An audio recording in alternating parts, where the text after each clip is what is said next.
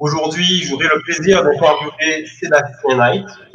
Je tenais à t'interviewer sur la thématique en fait du pouvoir aider les entrepreneurs.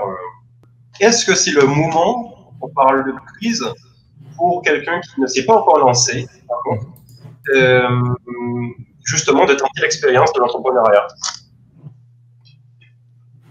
Est-ce que c'est le moment pour quelqu'un qui ne s'est pas encore lancé? Non.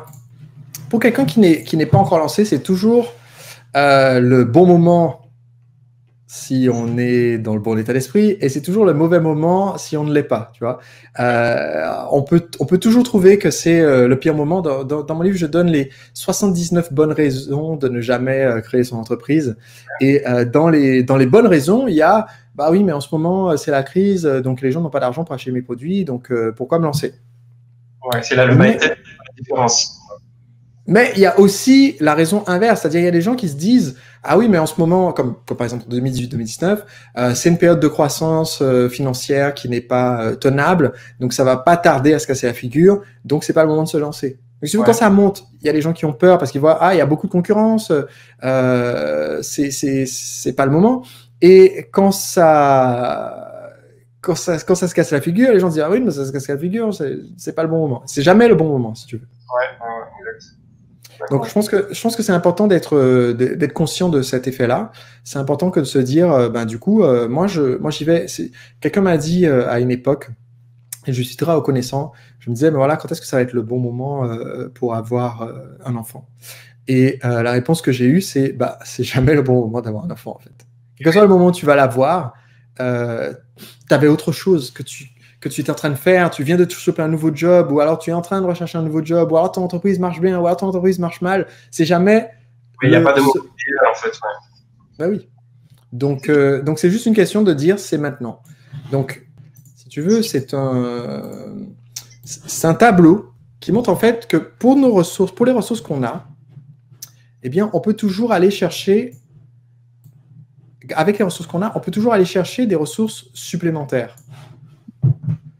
Si j'ai une compétence et que je veux avoir de la notoriété, eh bien, je vais présenter mon expertise à quelqu'un qui est célèbre sur la thématique. Je vais proposer de créer du contenu pour leur plateforme. Par exemple, proposer que je sois interviewé dans leur émission ou dans leur podcast, tu vois.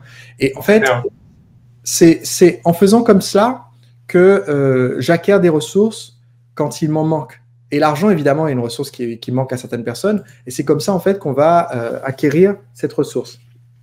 D'accord.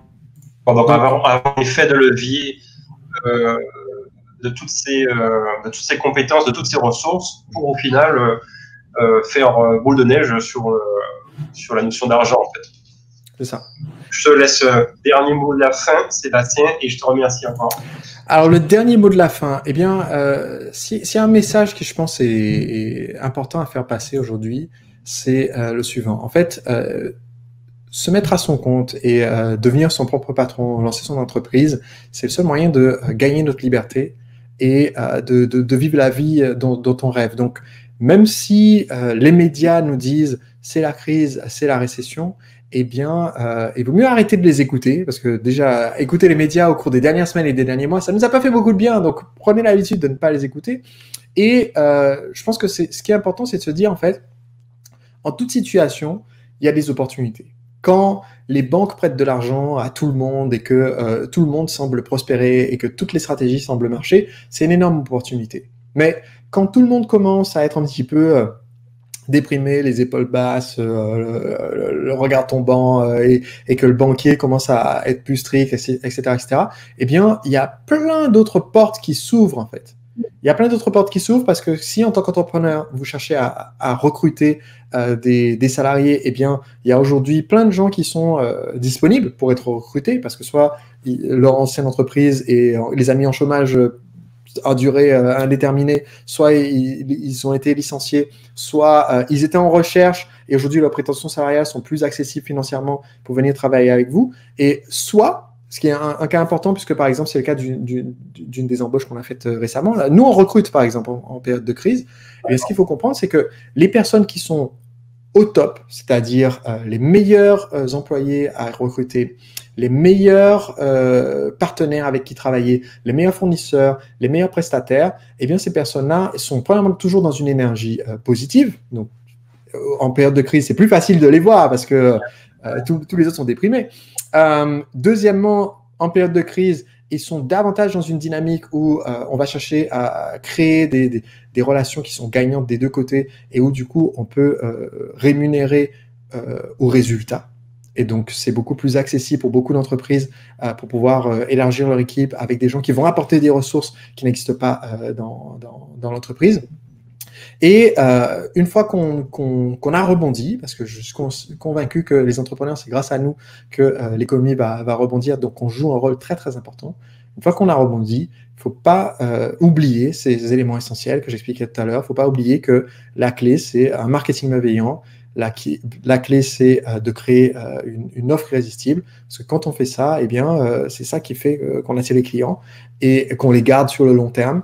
Et qu'ensuite, on utilise les ressources qu'on a pour acquérir des ressources en plus. Donc, Arnaud l'a mentionné, j'ai écrit un livre qui s'appelle Profession entrepreneur libre. J'ai écrit d'autres livres d'ailleurs pour les entrepreneurs. Très bien. Mais encore une fois, merci Sébastien. J'espère que vous avez retenu pas mal de choses intéressantes. Beaucoup de valeurs fournies aujourd'hui par Sébastien pour les entrepreneurs. Je vous dis à bientôt.